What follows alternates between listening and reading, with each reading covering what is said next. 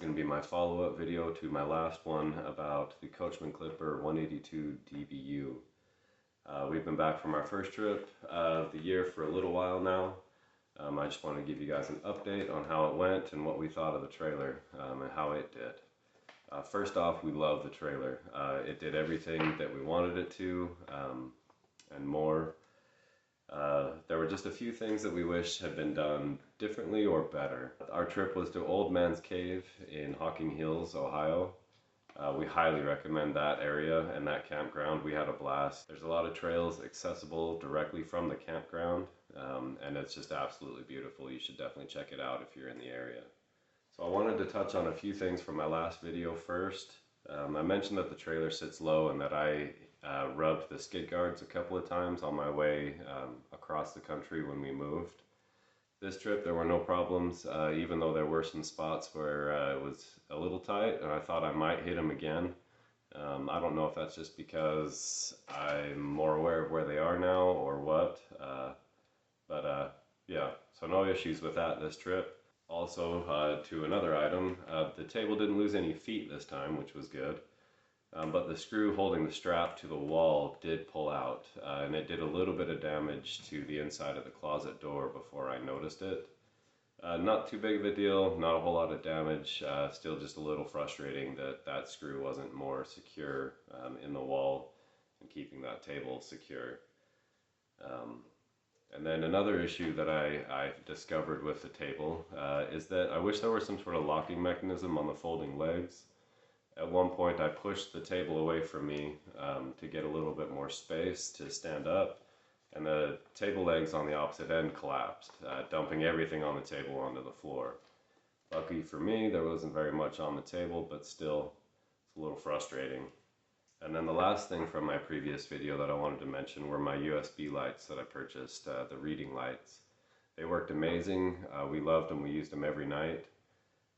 My only gripe with them is that they go bright to dim instead of dim to bright. I would rather that they went dim first, but that's okay. It's not a huge deal. I still really enjoyed having those. It made it much easier at night for me to sit and read when my toddler was sleeping. Definitely still recommend those. So my next gripe, or a couple of things that we're adding for gripes for this trailer. The bathroom sink, or the smaller vanity sink towards that's just outside of the bathroom, is very small. It's kind of impossible to wash your hands without touching the sink if you're using that one. We will probably replace that with something a little bit larger, just because it's just frustrating having so little room. But really, and I know it's a common thing in most RVs to have those little sinks, or little faucets, I mean.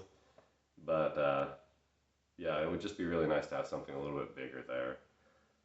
And the other issue is with the kitchen sink. It's got this black sealant around the drain. I don't know exactly what kind of sealant it is, but it's kind of been squeezed out as that drain was tightened and put into place. And that black sealant gets on everything you put in the sink, and it's kind of difficult to remove.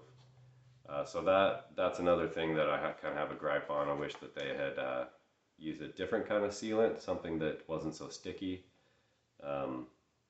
or just cleaned it up a little bit better before delivering the trailer. But yeah, so keep an eye out on that. That may be an issue with other trailers for all I know. And for my last gripe, I do wish that the black tank had a flush. I've heard of people getting an additional valve on the end of their sewer attachment so that they can open both the gray and the black tank, because the gray is usually more full, and they can let that gray water go into their black tank, fill it up a bit more, move things around, and then your black tank drains a little bit easier. With how low the plumbing sits on this trailer, I don't really want to add an additional valve that's going to make it even lower. I guess I could just bring it with me and attach it when I'm parked, but I don't know, that's just one more thing to keep track of, so I'd rather not have to do that. So a black tank flush would be nice. Alright, so now that I'm done complaining, let me reassure you we are happy with the 182 DBU. It's not very big, of course, but for me and my wife and my toddler, it worked out well. We didn't spend a whole lot of time stuck in the trailer. We had one day where it rained a bit, but even that day when we're all stuck in there together, we didn't feel cramped, didn't feel like we were stepping on each other's toes or anything. It was perfect. Okay, and on to the final thing for this video at least, a little life advice inspired by our return trip. So once we got home, I'm tired, it's been a long day, we're tired from camping. So I got in a rush backing in the trailer. I was blocking some traffic. I was, tired, just ready to be home, ready to be done.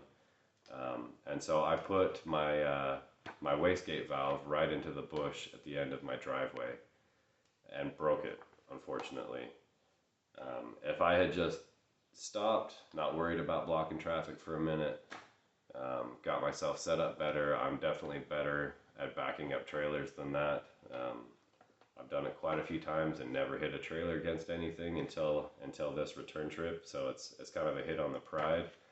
And a small hit on the wallet. Unfortunately, that valve I had to replace was just under 20 bucks. I'll put a link to the replacement valve I ended up getting in the description.